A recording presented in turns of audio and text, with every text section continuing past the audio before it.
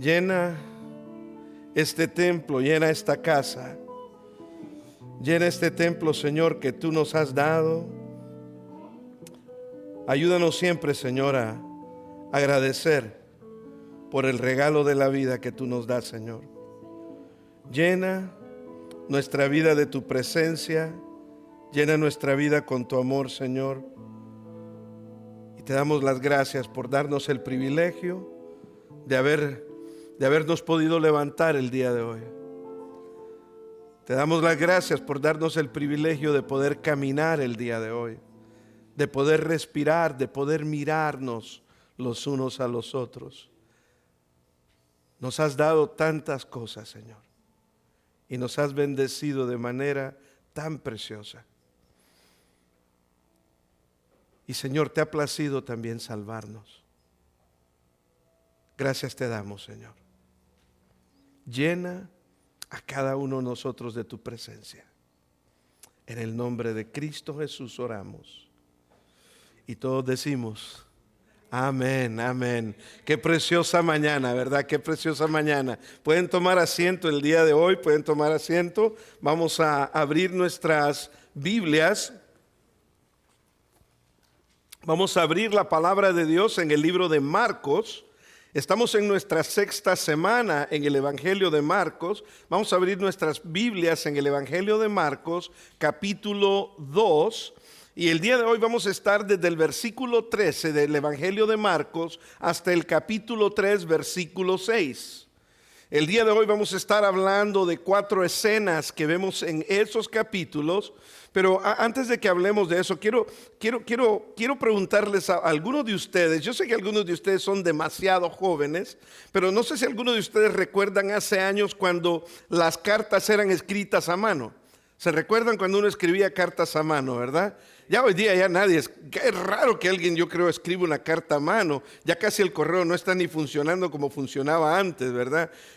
Antes uno escribía cartas a mano y eran la forma principal de comunicación y era algo precioso porque uno retenía esas cosas y uno acostumbraba a hacer eso. Pero luego vino el teléfono.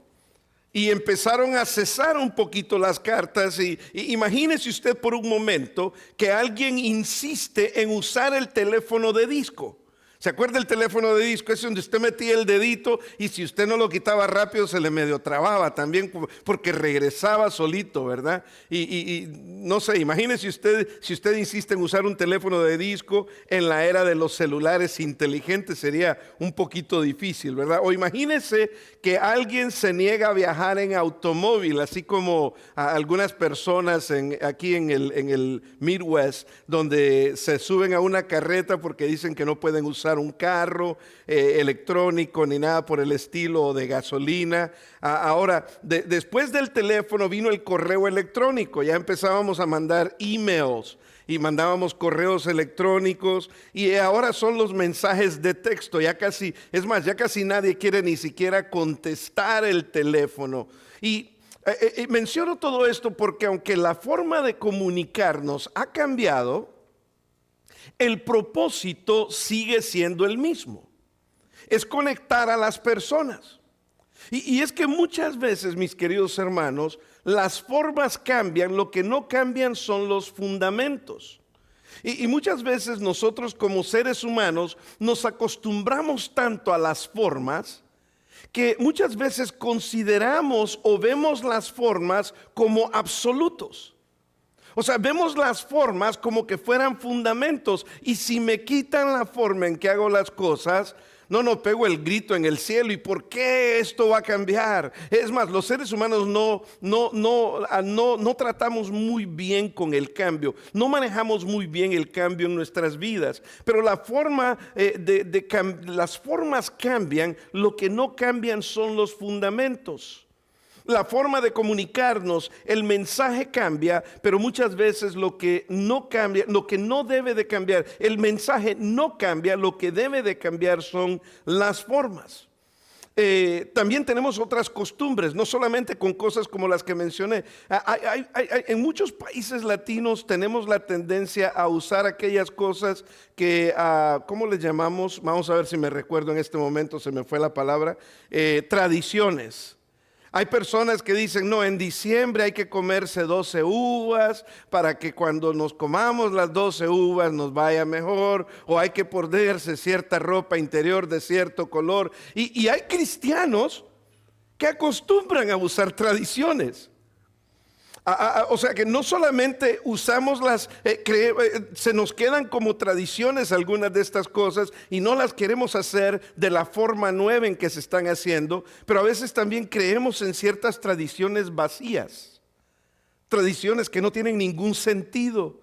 O ponga una herradura arriba de su puerta, o póngale ruda la puerta, o lave con ruda la banqueta, ¿verdad? La acera. Y cosas así que no tienen ningún sentido y que no tienen nada que ver con la vida cristiana, pero que acostumbramos muchas veces las personas a hacerlo porque simplemente siempre lo hemos hecho así. A una persona una vez le preguntaron que por qué hacía el chocolate caliente de cierta manera. Y es que dijo, bueno, es que mi mamá me lo enseñó de esa manera, una manera muy diferente a como lo hacía normalmente la gente. Y después le preguntaron a la señora, ¿y su mamá por qué lo hacía de esa manera? Porque mi abuelita lo hacía de esa manera. ¿Y su abuelita por qué lo hacía de esa manera? Porque mi bisabuelita lo hacía de esa manera. Y total que nunca supieron por qué era que lo hacían de esa manera, simplemente siguieron la tradición. Y muchas veces lo que voy a hablar esta mañana tiene que ver todo con esto de las costumbres y tradiciones que muchas veces nosotros ponemos en nuestra vida como absolutos y no nos damos cuenta que muchas veces no son los fundamentos que Dios nos ha dado en la vida. En los tiempos de Cristo, los líderes religiosos se habían aferrado tanto a sus tradiciones que perdieron de vista lo más importante. Perdieron de vista el amor y la misericordia. Y es que muchas veces como seres humanos podemos llegar a la iglesia y posiblemente podemos incluso decir, no, es que en la iglesia siempre hemos hecho las cosas de esta manera, y muchas veces se nos olvida lo más importante, que es amar a la persona que Dios nos ha permitido tener en medio de nosotros. Y se nos olvida el amor, se nos olvida la misericordia. Así que el pasaje de hoy vamos a estar explorando 4 escenas en las que nuestro Señor Jesús desafió esa mentalidad que estaba también en su época. Veremos cómo Jesús confronta esa mentalidad equivocada de las tradiciones versus el amor de Dios en acción. Lo vamos a ver en 4 escenarios. En cada uno de ellos vamos a ver un choque entre la tradición y el propósito real de Dios. Muchas veces nuestras tradiciones pueden chocar con el propósito real de Dios. Todavía recuerdo yo cuando a mí me gustaba, hace muchísimos años yo quería usar saco y corbata, y me acuerdo que a mi hijo lo hacía usar saco y corbata, y me acuerdo que mi hijo un día me dijo, papá, yo no quiero usar esto. No, pero es que así vamos siempre a la iglesia.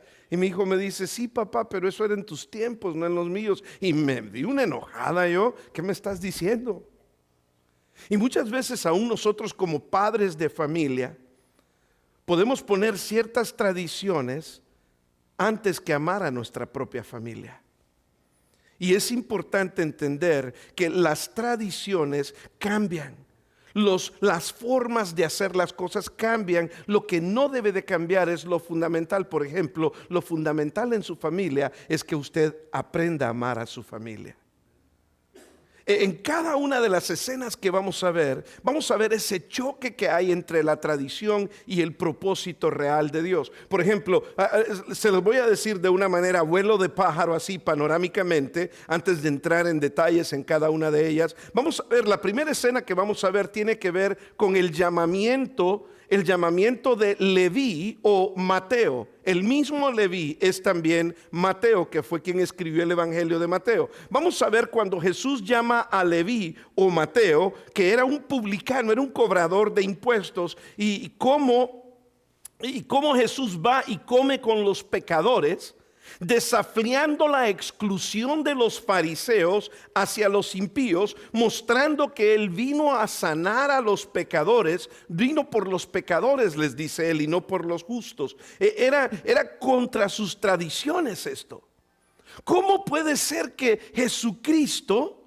¿Cómo puede ser de que Él, que dice que es un hombre santo, que es un hombre que predica la palabra de Dios, se sienta con pecadores e injustos e impíos?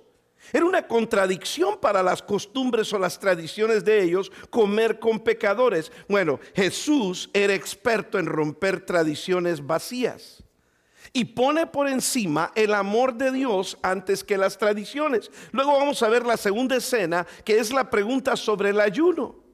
Le preguntan a Jesús los fariseos, le dicen y critican a Jesús porque sus discípulos no ayunaban como ellos o como los discípulos de Juan el Bautista. Eso lo vamos a ver en el versículo 18 al 22 del capítulo 2. Y Jesús les responde que en ese momento ellos no iban a ayunar porque Él estaba presente. Era tiempo de celebrar con Él, no tiempo de estar tristes y ayunando. Así de que Jesús les da esta respuesta que contradecía totalmente la tradición de ellos. La tradición era de que ellos tenían rigurosamente, eran rígidos en cuanto al ayuno. De hecho, en la tradición judía dice que los fariseos siempre ayunaban 2 veces por semana y tenían que ayunar. Era algo rígido, no era opcional. Y eso señalaba los rituales del Antiguo Testamento que no encajaban ahora con la nueva obra que Jesucristo estaba trayendo. Pero nuevamente los fariseos se enojan en esa segunda escena y dice, ¿por qué? Pero noten una cosa, que los fariseos siempre se van a estar quejando.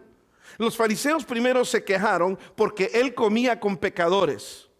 Después se quejan porque no ayunaban y en ese mismo pasaje seguido uno detrás del otro.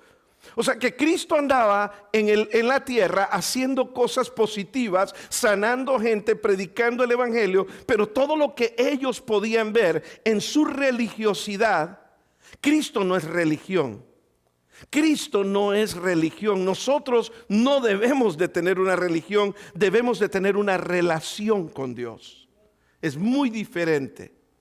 Pero entonces la religión es el esfuerzo del ser humano en intentar el ser humano llegar a Dios.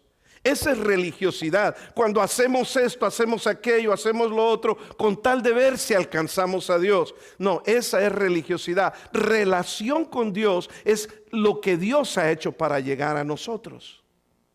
Y eso es lo que Cristo estaba tratando de enseñarles a ellos. La tercera escena que vamos a ver también tiene que ver con la pregunta sobre el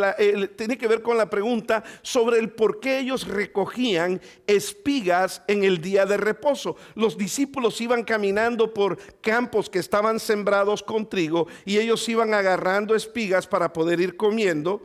Y ellos se preocupan más porque ellos no tocaran una espiga para comer que por el hambre que ellos deberían de saciar en ese momento. Entonces Jesús defiende a sus discípulos por recoger espigas el sábado, argumentando que el sábado no fue, es más, dicen que el sábado, dice el Señor Jesús, fue hecho para nosotros, para nuestro beneficio, no nosotros para adorar el sábado o hacer, nosotros no fuimos hechos para el sábado, sino el sábado fue hecho para nosotros. Y Jesús se los dice claramente y les dice, aquí está delante de ustedes el Señor del sábado. En otras palabras, Jesús le estaba diciendo a los fariseos, yo tengo el poder sobre las tradiciones y todo lo demás que ustedes quieran, incluyendo, yo soy el que mando el sábado, les está diciendo el Señor Jesús.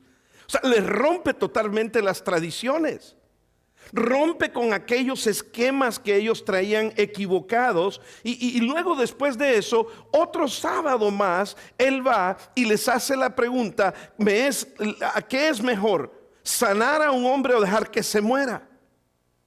Y Él sana a un hombre delante de ellos el día sábado y ellos se ponen furiosos porque un hombre sana. Y Jesucristo, dice la palabra, se enoja tanto contra ellos porque ellos preferían sus tradiciones antes que el bienestar de un ser humano. Qué cosa más triste, ¿no? Cuando como seres humanos preferimos nuestras reglas, somos rígidos con nuestras reglas, somos rígidos con nuestras tradiciones, que nos olvidamos de amar al ser humano a los cuales Dios nos ha acercado, ya sea en la iglesia, ya sea en el trabajo, ya sea en nuestra casa, especialmente en nuestra casa. Así que en la primera escena Jesús llama a Mateo o Leví. Y la cosa aquí es la misericordia que Dios tiene, que Cristo tiene sobre Mateo, sobre la tradición. Misericordia es primero, tradición no es lo esencial, sino la misericordia. De hecho, le dice en el versículo 13, después de esto, ¿después de cuándo? Después de que él sanó al paralítico la semana pasada, ¿se recuerdan? El paralítico que entró por el techo, que lo metieron por el techo los amigos. Después de eso y de que él había predicado en Capernaum, volvió a salir al mar. ¿Recuerdan cuando salió al mar la última vez? ¿Qué fue lo que hizo? Cuando salió al mar vio a 4 discípulos, vio a Pedro y a Andrés, vio a Juan y a Santiago y los llamó e inmediatamente ellos lo siguieron. Cuando sale esta vez nuevamente, va por el mar nuevamente y toda la gente venía a él. O sea, la gente lo iban siguiendo en ese mismo momento. Imagínense ustedes la escena donde Jesús va caminando por el mar, pero la gente viene detrás de ellos, de él, y él les enseñaba. Pero al pasar por el mar, dice en el versículo 14, vio a Mateo, vio a Leví. Y quiero que mantenga esa palabra, esa pequeñita palabra es un verbo, es acción. Jesucristo tomó el tiempo para voltear y ver directamente a Mateo, hijo de Alfeo. Él estaba en ese momento sentado al banco de los tributos públicos. O sea, estaba sentado en un banco donde él estaba cobrándoles impuestos a sus propios hermanos judíos. Y Jesús le dijo, sígueme, e inmediatamente Mateo le siguió. Ahora, lo interesante aquí, porque les digo que mantenga en su mente la palabra donde él vio, es porque él actuó y vio a Mateo. La palabra, el verbo que se usa en el griego original es el verbo orao. Y en este verbo orao se usa, es un uso básico de que Jesucristo le vio a los ojos. Sin embargo, el griego comúnmente usa este verbo para ver e implica una percepción o entendimiento más profundo. O sea que Jesús no solamente lo vio y siguió. No, dice este verbo orao, dice que Jesús lo vio y lo vio de manera en que clavó su mirada en él. Y no sé si usted se ha dado cuenta cuando usted en algún momento, alguien le está diciendo algo a usted muy parecido como cuando nosotros decimos, ya veo. O sea, ya entiendo, es lo que usted está tratando de decir. Cuando usted está tratando de decir, ya entiendo, expresa que ya entendió algo. Muchas veces usted tiene esa costumbre de decir, ya veo, ahora veo. Ahora me doy cuenta. O sea, ya entendió. El verbo es acción. Y Jesús lleva a cabo la acción de ver a Mateo con el propósito de entenderlo. O sea que cuando Jesús ve a cada uno de nosotros, Jesús siempre nos ve con el propósito de entendernos.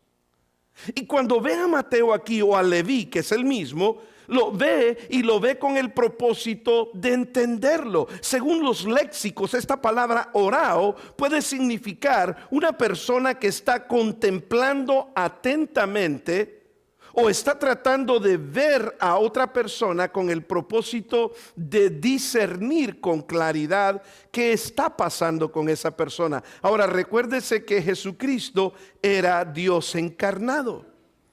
Y cuando Cristo estaba viendo a Mateo, Cristo estaba viendo a Mateo no solo la parte externa, como nosotros, ¿verdad? Nosotros vemos a una persona la parte externa y nosotros muchas veces juzgamos por lo que nosotros vemos, pero Dios dice, la palabra de Dios, ¿qué es lo que ve? El corazón. Y entonces Jesús está viendo el corazón de Mateo aquí, sentado en el banco de los publicanos. E incluso quiere decir que esto es experimentar o percibir algo interiormente. O sea que cuando Jesús vio a Leví, Mateo, no simplemente notó a un hombre sentado en una mesa recaudando impuestos. Todos los demás judíos podrían haber dicho traidor. No querían. Un recaudador de impuestos era considerado como un leproso en ese tiempo. No los querían, los detestaban. Eran traidores. ¿Saben ustedes por qué eran traidores los cobradores de impuestos? Porque el cobrador de impuestos, Roma, que era el imperio, Roma decía, vamos a ver quiénes pueden ser cobradores de impuestos. Y los que se creían muy listos decían, yo puedo ser cobrador de impuestos. A ver, Alejandro, si tú vas a ser cobrador de impuestos, dime, ¿cuánto dinero puedes traer al imperio romano? Y entonces el hermano Alejandro decía, yo puedo traer $1,000 mensuales de impuestos. Bueno, entonces, como me estás ofreciendo $1,000, como cobrador de impuestos a tus compatriotas les vas a cobrar impuestos, tú me traes 1,000 a mí. Pero si tú cobras 5,000, ese es tu problema, los otros 4,000 son tuyos. Denle usted ese tipo de poder a un ser humano aquí en la tierra. ¿Qué es lo que normalmente hace? Se olvidan hasta que son cristianos. Ahí hay billete. ¿Cómo me bendijo Dios? Le voy a robar a los demás, ¿verdad? Y eso es lo que estaban haciendo los fariseos. Eran detestados por sus compatriotas, eran detestados por el pueblo, pero está Mateo sentado ahí. ¿Cómo puede ser que Mateo, sentado en el banco de los publicanos, Jesús va a romper la tradición de llamar a un pecador que era casi visto como un leproso, que no lo quería ni tocar la gente? Nadie comía con él, nadie se relacionaba con él porque los había traído, eran detestables. Pero Jesús ve y Jesús percibe el corazón de Mateo. Jesús percibe la situación que él estaba viviendo. Nosotros no sabemos lo que Mateo estaba sintiendo por dentro. ¿Usted sabe lo que otras personas sienten por dentro? Obviamente no, pero Dios sí lo sabe. Nadie sabe lo que usted está sintiendo por dentro, pero Dios sí lo sabe. Dios sí sabe lo que estás pensando. De hecho, la Biblia dice en Gálatas capítulo 6, hermanos, no nos engañemos, Dios no puede ser engañado, no erremos. Porque Dios conoce cada cosa, Dios conoce todo lo que estamos viviendo. Y aquí Dios, Cristo, está percibiendo el corazón y la situación real. Yo me imagino a Mateo, yo me imagino que Cristo lo está viendo y Mateo está ahí sentado, pero Mateo ya está frustrado, Mateo ya no quiere hacer esto. ¿Y sabe por qué me doy cuenta yo que Mateo no quiere hacer esto? Porque cuando Jesús lo llama, él no dice, pero voy a perder todo el dinero que gano aquí, sino que dice que Mateo se levanta inmediatamente y lo sigue. No le importó lo que él estaba perdiendo, la mina de oro que él tenía. Jesús vio a Mateo no solamente en el sentido común de la palabra, sino lo vio más profundamente con su compasiva comprensión del ser humano. Y yo le pido a Dios que siempre nosotros aprendamos a ver a las personas compasivamente, porque no sabemos con las cargas que las personas llegan. No sabemos con las cargas que las personas están lidiando. Y aquí podemos ver que Jesús miró en los ojos, con ojos de misericordia a Mateo, una visión espiritual que quería, de quien realmente era Mateo y en quien podía él llegar a convertirse por gracia. No vio solo a Mateo el pecador, al cobrador de impuestos, vio la posibilidad de quién Mateo podía llegar a ser. Y fue quien escribió el Evangelio de Mateo después. Este publicano repudiado fue el que escribió el Evangelio de Mateo, donde muestra a Cristo a los judíos como el rey. O sea que Dios te ve, sí. Y no te ve como te ven otros. Dios te ve de una manera muy diferente. Dios ve lo que hay en ti. Dios te ve lo que Él ha depositado en tu corazón y de lo que tú eres capaz. Dios ve a un siervo, a una sierva. Dios ve a un hombre sirviéndolo, a una mujer sirviéndolo. Dios no te ve como la gente te ve. Te lo puedo decir con toda confianza, porque la Biblia lo enseña de esa manera. Cristo no evaluó a Leví o a Mateo por su apariencia externa ni por su posición social. Él lo vio de verdad, reconociendo las profundas necesidades y el valor que Dios mismo le había dado. Así que es importante que nosotros entendamos que él era un hombre marginado. Era un hombre que podía tener riquezas exterior, pero no podía ocultar su pobreza interior a Cristo. No podía ocultar la pobreza interior. Era un hombre que estaba lleno de soledad. Se sentía culpable de tener que estar haciendo lo que hacía. Y una constante sensación de haber perdido el honor. Porque ahora estaba siendo un hombre deshonesto. Y haber perdido aquella. Es más, no les permitían ni siquiera llegar al templo a los cobradores de impuestos. No se los permitían. Y la razón por la que el pueblo no los mataba es porque siempre andaba un soldado romano como guardaespaldas cuidándolos. Siempre andaba un soldado romano cuidándolos. Era la costumbre de ellos, porque ese soldado romano tenía que asegurarse que no mataran a los cobradores de impuestos, porque entonces no iban a colectar su dinero. Pero Jesús vio el valor de Mateo. A pesar de todo eso, Jesús vio el valor de él y vio a Mateo y le dijo: sígueme. Y levantándose Mateo inmediatamente le siguió.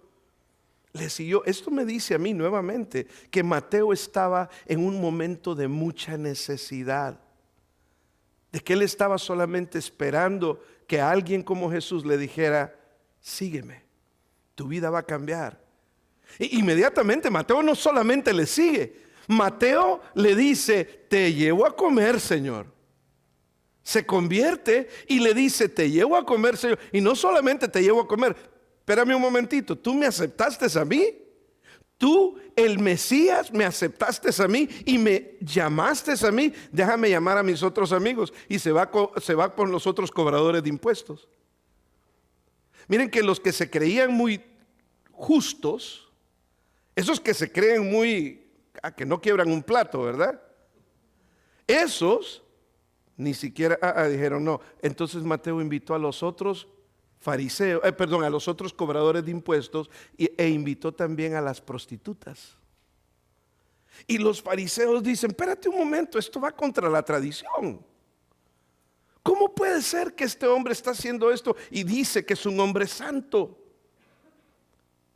Y les dice Jesús: ¿ustedes creen que vine por los justos? Si tú te crees justo, Cristo no vino por ti. Tengo esas noticias para ti. Si tú sabes que eres pecador, como yo, que no soy digno de estar aquí, estoy aquí por la pura misericordia de Dios, hermanos.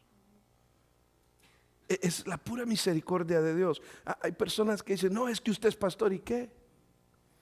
Soy otro ser humano como cada uno de ustedes. Hay personas que se creen no sé qué. No, es como que son la última Coca-Cola en el desierto, ¿verdad? Y creen que son más que otros. No, hermanos, aquí estamos por la pura misericordia de Dios.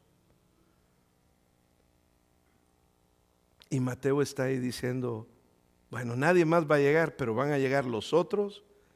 Voy a hacer una fiesta para los otros cobradores de impuestos y para las prostitutas.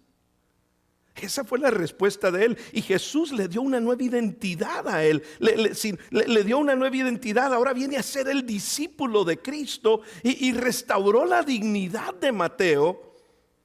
Eso verdaderamente es una cosa preciosa. La gracia de Dios, la gracia en los ojos de Jesús para Mateo. Y en verdad, con Dios, a través de Cristo, hay misericordia para perdonar nuestros pecados, por más grandes que sean nuestros pecados. La gracia transformadora a los pecadores perdidos como usted y como yo. La historia de Mateo prueba que nadie está fuera del alcance de Dios. Nadie. Nadie está fuera del alcance de Dios y nadie está fuera de la mirada de Jesús. Esa mirada con compasión.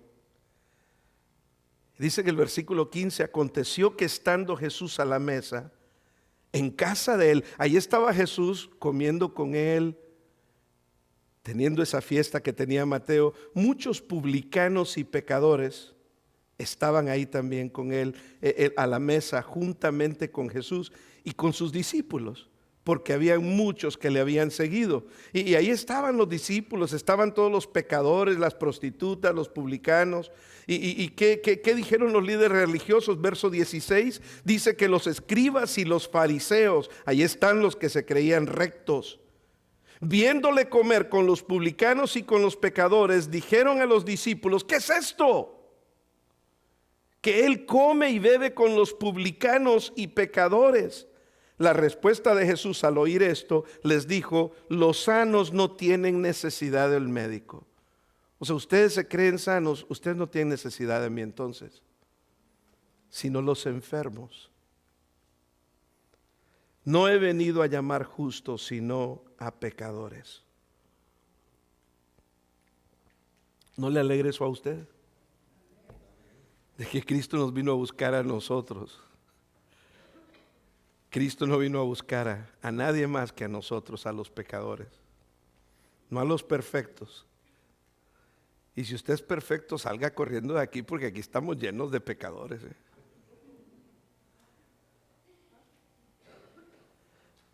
Mateo acepta la invitación y esa es la primera escena que vemos aquí. No creo que vamos a tener tiempo para hacer las 4 escenas, pero es posible. En los 10 minutos que nos quedan es posible. Después le hacen la pregunta del ayuno. Y cuando le hacen la pregunta, Jesucristo le dice, los discípulos de Juan y los de los fariseos ayunaban, otra tradición de ellos, y vinieron y dijeron, ¿por qué los discípulos de Juan y los de los fariseos ayunan y tus discípulos no ayunan? Y entonces los fariseos y los discípulos de Juan estaban ayunando porque era una práctica religiosa habitual, era una tradición. Pero Jesús les responde, mientras el esposo... Y les dice en el versículo 19, ¿acaso pueden los que están de bodas ayunar mientras está con ellos el esposo? Imagínense usted, se hace su boda y todo, y no como porque no puedo comer en mi boda porque estoy ayunando. Qué ridículo sería, ¿verdad? Y Jesús les dice, ¿acaso los que están de bodas deben de ayunar? O sea, va a llegar el día, les dice, donde el esposo les va a ser quitado y entonces ayunarán, pero ahorita no, aquí estoy yo soy el esposo, la iglesia es mi novia, no tienen por qué ayunar. Pero cuando me vaya, van a ayunar, pero no tiene que ser un ayuno forzado. Cuando nosotros ayunamos, no ayunamos por tradición, ayunamos porque así lo sentimos en el corazón. Imagínense que yo les digo a ustedes, proclamo 10 días de ayuno y oración, y ustedes, no, yo no puedo ayunar 10 días. Y que a la fuerza usted se ponga a ayunar. No, Dios no toma eso.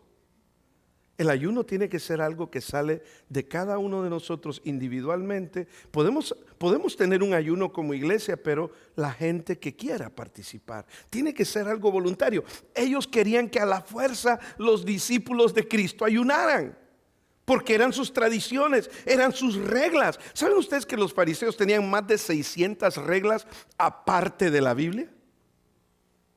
¿Se pueden ustedes imaginar? Más de 600 reglas aparte de lo que la Torah ya les decía. Y lo que habían dicho ellos es, por ejemplo, si Dios les decía, ustedes no pueden subir más de una escalera, hasta aquí quedarse, en vez ellos de decir, ok, no, vamos a decir que no pueden subir 3 escaleras. Lo que ellos trataban de hacer es exagerar más, porque les daba miedo que la gente violara la ley de Dios. Entonces ellos, aparte de la ley de Dios, le metían más. Es más, el día sábado ellos solo podían caminar 1999 pasos. Si daban un paso más, estaban en pecado. Qué terrible. ¿Se pueden ustedes imaginar vivir una vida así? Y no entender la libertad que tenemos en Cristo. Una vida terrible. Y entonces ellos le están renegando al Señor Jesús, porque los discípulos no hacían la misma tradición. Y Jesús les da dos imágenes. Y en las dos imágenes que Jesús les da, les dice en el versículo 21, nadie pone remiendo en paño nuevo, en vestido, nadie pone remiendo de paño nuevo en vestido viejo. De otra manera, el mismo remiendo nuevo tira el viejo. Entonces, en el primer ejemplo que les da Jesús es esto. Por ejemplo, si usted tiene un pantalón viejo y es un pantalón que ya encogió lo que iba a encoger, y usted le pone un remiendo o un parcho de un pantalón nuevo que no, o de una camisa nueva que no ha sido encogida todavía, y usted le pone un parcho nuevo, cuando usted seque esa ropa, el parcho nuevo va a encoger. Y cuando el parcho nuevo encoge, ¿qué es lo que pasa? Va a jalar la camisa, y en vez de que le ayude a parchar, lo va a romper. Y Cristo dice, no, ustedes son la camisa vieja, yo soy el parcho nuevo. O sea, yo no quepo en lo que ustedes piensan. Y no solo les dé ese ejemplo, les dé el ejemplo del vino también. Y dice, y nadie echa vino nuevo en odres viejos. ¿A qué se refiere con esto?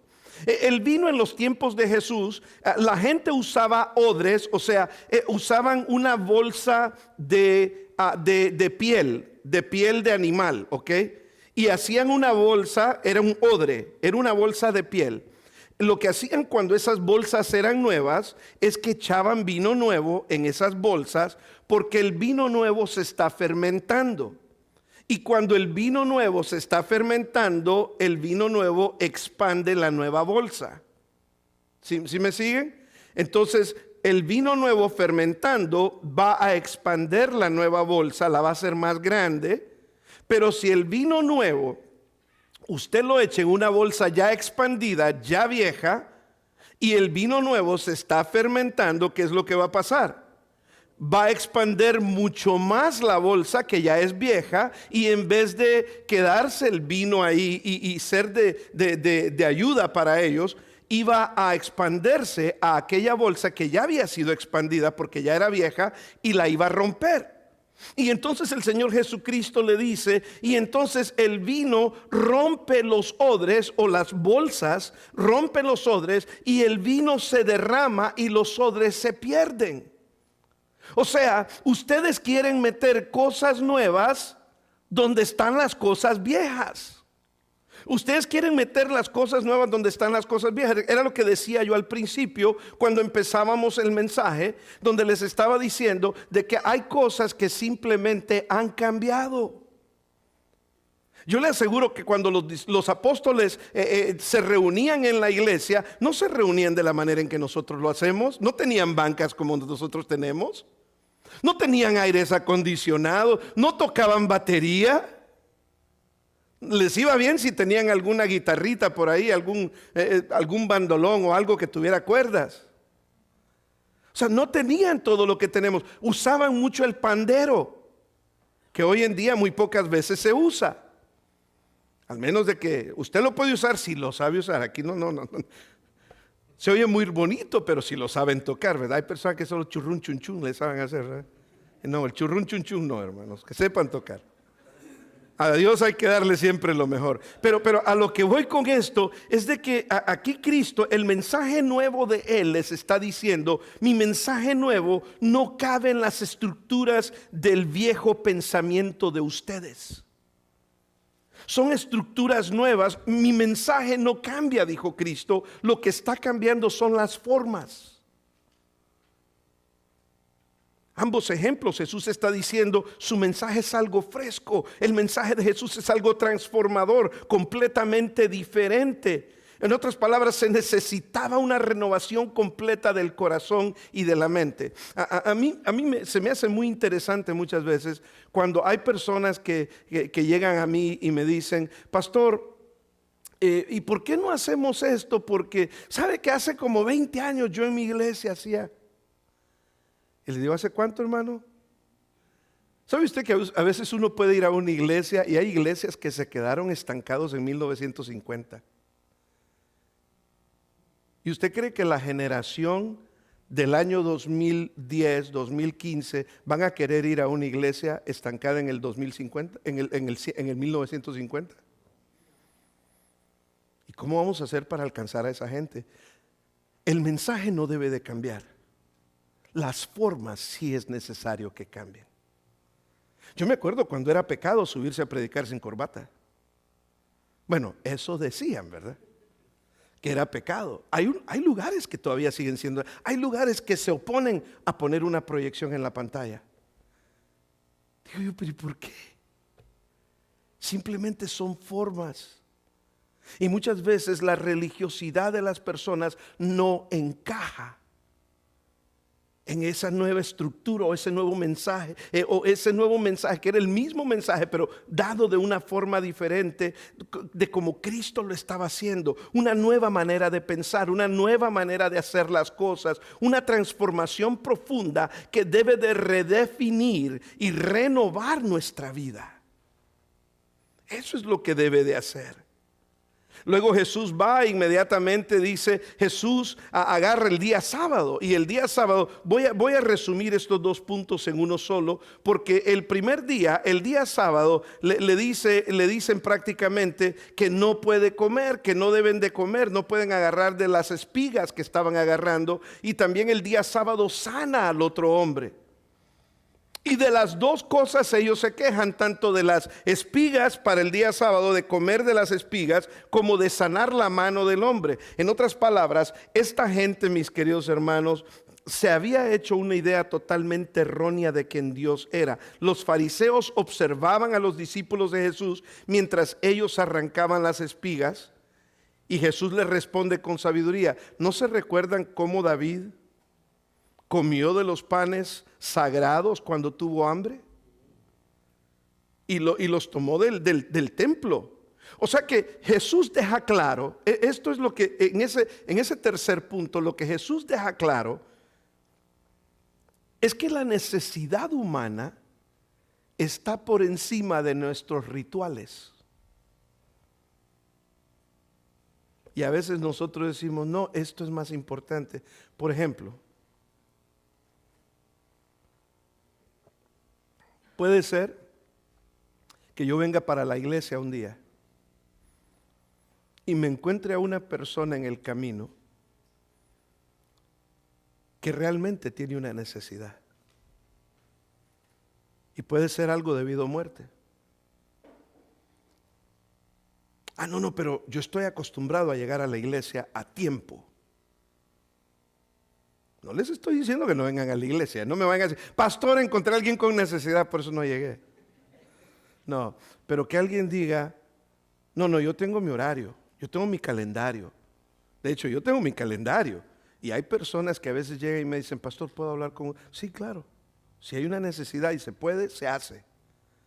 Primero son las personas antes que lo ritual. Y eso es lo que Jesús les dice. Cuando les dice, David tomó de los panes de la proposición, David tomó de esto. Deja claro Jesús que la humanidad está por encima de lo ritual.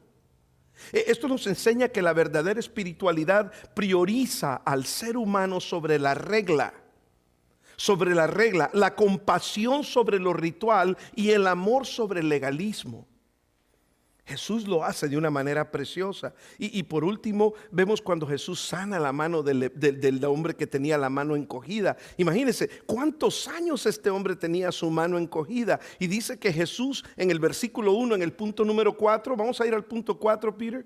En el punto 4 dice que Jesús dice que entró otra vez Jesús en la sinagoga. O sea, entró nuevamente en la sinagoga el día de reposo y había un hombre que tenía la mano seca. Y le echaban y le acechaban para ver si en el día de reposo le sanaría a fin de poder acusarle. Miren lo que los fariseos estaban pensando, hermanos. Vamos a ponerle ahí enfrente al de la mano seca, a ver si lo sana. Y si lo sana, ya tenemos de qué acusarlo. ¿Hasta dónde llega la maldad del ser humano, sí? Y se creían religiosos. Y estaban con el propósito de acusarle. Entonces, dijo al hombre que tenía la mano seca, o sea, Jesús ya sabía lo que estaban pensando y a propósito le dijo, ven, párate y ponte en medio. O sea, Jesús quería que todos lo vieran. Jesús era retador, porque retaba la religiosidad y lo pone en medio de todos. Y cuando lo pone en medio de todos, les hace la pregunta a Jesús. Como lo querían acusar a él, él ahora les hace la pregunta donde ellos se iban a sentir acusados ellos solitos. Y les dice, ¿es lícito en los días de reposo hacer bien o hacer mal? No podían decir que hacer mal, ¿verdad? Porque entonces se condenaban ellos solos. Y si decían hacer bien, le estaban dando libertad a Jesús para que sanara al hombre. O sea, no tenían respuesta. Y entonces le dice, es importante salvar la vida o quitarla. Pero ellos se quedaron callados porque no tenían respuesta. ¿Le ha pasado eso a usted alguna vez? Cuando usted le dice la verdad a alguien y mejor se queda callado porque no tienen respuesta, ¿verdad? Pasa de vez en cuando, hermanos. Y les dijo, entonces, ¿es bueno hacerlo o no es bueno hacerlo? Y se quedaron callados. Versículo 5, entonces mirándolos alrededor, con enojo, Jesús se enojó con ellos por lo injustos que eran. Entristecido, tenía una mezcla de emociones Jesús. Estaba enojado y estaba triste a la vez. Pero ¿por qué estaba enojado y por qué estaba triste? Por la dureza de sus corazones. O sea, amor, misericordia sobre las tradiciones. Y le dijo al hombre, extiende tu mano, y el hombre extendió la mano e inmediatamente dice aquí que le fue restaurada. Y salidos los fariseos se fueron a reunión de consejo. Vieron que este hombre, pero fíjense una cosa, de que cada vez que Jesús estaba haciendo algo bueno, ellos estaban criticando. Ellos estaban viendo lo negativo. Se fueron inmediatamente a tener reunión de consejo. La religión se vuelve más importante para ellos que la vida. Cuando la religión se vuelve más importante que la vida, hermanos, hemos perdido el corazón de Dios en nuestras vidas. Estamos perdidos. Jesús entra ahí en la sinagoga y ellos no podían soportar lo que Jesús estaba haciendo. Ahora, imagínense esto. Dios les dice, no creó el sábado para limitar el amor, sino para reflejar el amor. O sea, el sábado es para ustedes para que descansen. Yo creé el sábado para ustedes, no los creé a ustedes para que ustedes adoren el sábado, porque ellos adoran todavía el sábado, Es más, si usted va a las comunidades judías los días sábados, es tremendo ver por donde en Nueva York se ve mucho más que en otro lugar, más que en cualquier otra ciudad de aquí de Estados Unidos. Y básicamente les dice, o sea, qué ironía que ellos defendían el sábado mientras planeaban quitarle la vida al Señor, que era el Señor y Salvador del sábado. Qué terrible. Concluyo con esto. ¿Tradición o transformación? Tradición o transformación. A lo largo de estos pasajes vemos un patrón claro. Jesús confronta la religión vacía. Jesús confronta la religión fría y sin misericordia. Quiero tomarme un par de minutos más solo porque necesito decir esto. Yo he tenido personas que vienen a mí y me dicen, pastor, tenemos esta situación, esto así, así, así.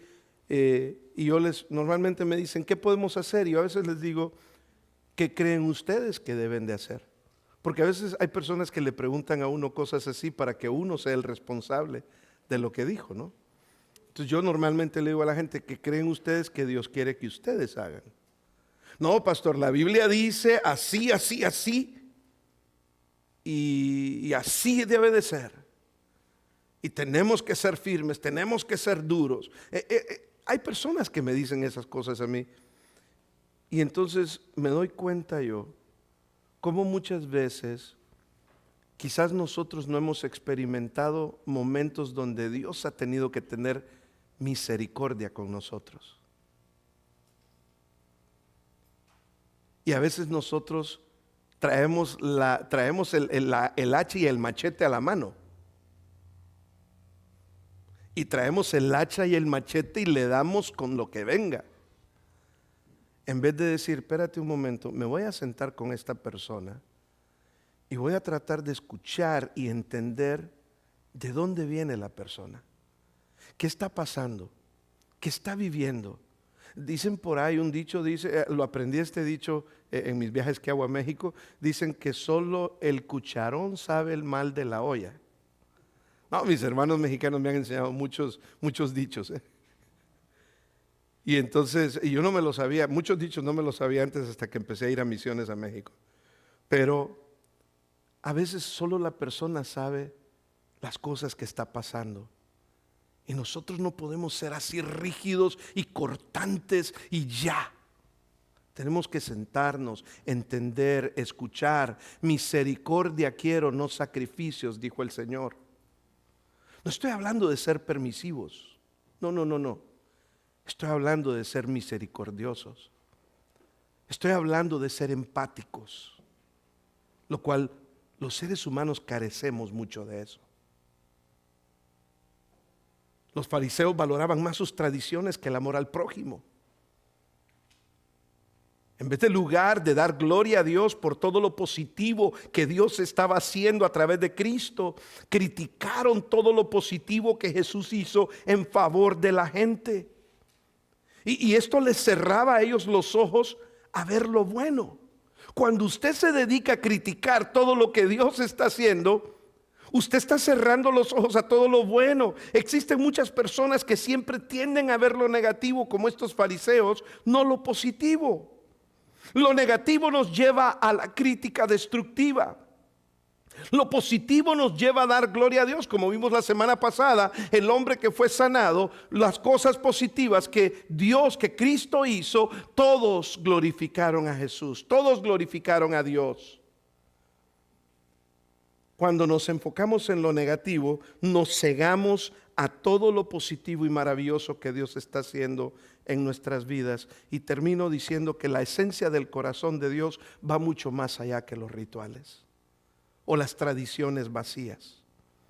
Dios anhela ver en nosotros una fe viva, una fe auténtica, una fe arraigada en la gracia de Dios, en el amor, en la misericordia. Dios no desea apariencias religiosas ni costumbres huecas. Dios desea ver corazones humildes, transformados por el mismo amor de Dios. Y aquí la vida de Jesús nos muestra claramente esto. Es el anhelo de Dios, nos llama a una vida nueva.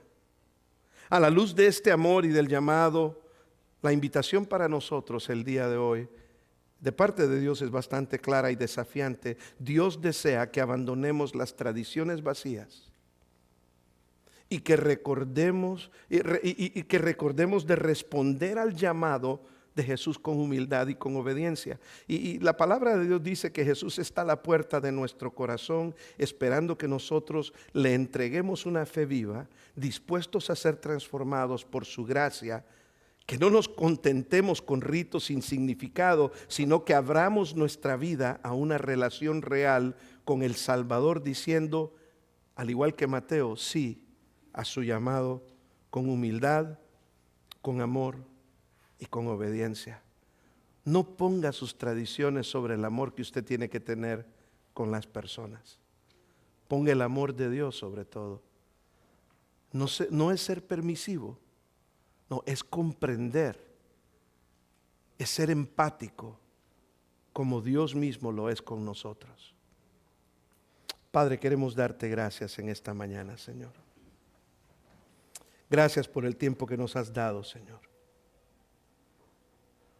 Gracias por tu palabra, Señor. Qué increíble poder venir y poder sentarnos a escuchar cómo tú nos ves, cómo tu misericordia sobrepasa todas las tradiciones, cómo tu amor y tu cuidado por nosotros como seres humanos nos ayuda a ver la necesidad y el amor que otros también tienen, y nos ayuda a comprender cómo debemos nosotros también de cambiar, de poder ser personas diferentes, personas que vemos al ser humano con sus necesidades y que practicamos el amor y la misericordia, que pueden caminar a otros a tu camino.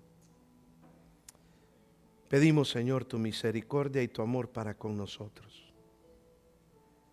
Y pedimos, Señor, que si hay alguien en medio de nosotros en esta mañana que nunca te ha conocido, que sepa, Señor, que tú le amas tanto como nos has amado a nosotros, que tú le ves como vistes a Mateo, con la necesidad profunda en su corazón, y que puede entregar en este día su corazón a ti, Señor. Padre, te damos gracias en el nombre de Cristo Jesús. Amén.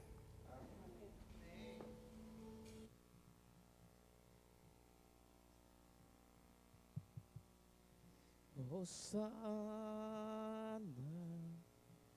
Hosana, Hosana en las alturas.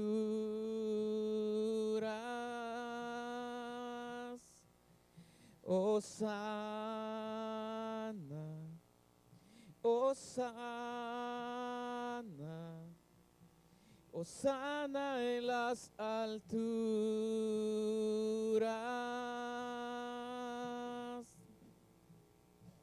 Señor, alzo mi voz y mi corazón.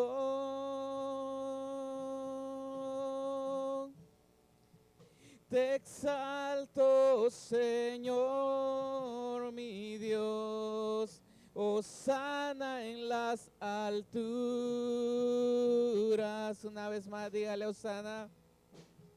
Hosana, Hosana, Hosana en las alturas. Hosana, Hosana, Hosana, Hosana en las alturas. Señor, alzo mi voz. Señor, alzo mi voz y mi corazón. Y mi corazón.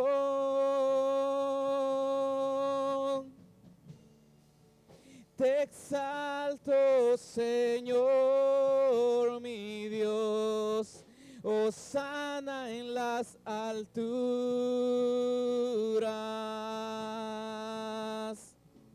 Hosana en las alturas.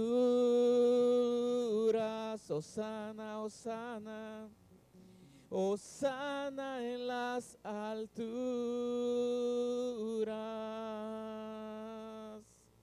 Señor, gracias, Padre, porque sabemos que tú viniste, Señor, a morir por nosotros. Cada día, Señor, celebramos ese sacrificio porque tú resucitaste, Señor, y junto contigo, Señor, reinaremos un día. Seguimos, Señor, mientras tanto adorándote, Señor, buscando tu rostro y buscando hacer tu voluntad, Padre. Dirígenos, Señor, hacia nuestras casas, que nuestra familia, Señor, podamos dar lo mejor en esta semana y que todo, Señor, venga de ti. Nuestro corazón, Señor, nuestra mente, siempre esté, Señor, rodeado, Señor, de tu presencia. Que siempre te tomemos en cuenta, Señor, a ti en todo. En tu nombre, Padre. Amén y amén.